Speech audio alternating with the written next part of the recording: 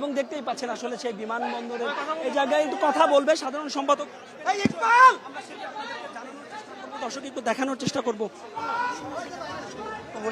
আমরা নিশ্চয়ই আপনাদেরকে জানাবো একদম যে এখানে ব্রিফ করতে পারেন। আমরা একটু পুরো ফুটবল দলকেই কিন্তু এখানে নিয়ে আসা হয়েছে এবং আমরা চেষ্টা করব আসলে আপনাদেরকে দেখানোর জন্য।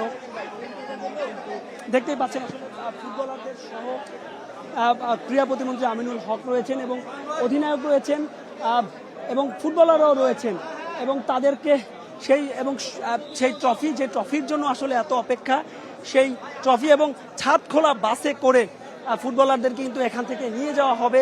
পুরোটা সময় আমাদের সঙ্গে যুক্ত থাকুন, আমরা দেখানোর চেষ্টা করব আপনাদেরকে। এখান থেকে আমিনুল হককে দেখতে পাচ্ছেন, যুব ক্রীড়া প্রতিমন্ত্রী। ফুটবলারদের কথা বারবার বলছিলাম, রোনালকে দেখা যাচ্ছে, ডেকলানকে দেখা যাচ্ছে, সুলেমানকে দেখা যাচ্ছে।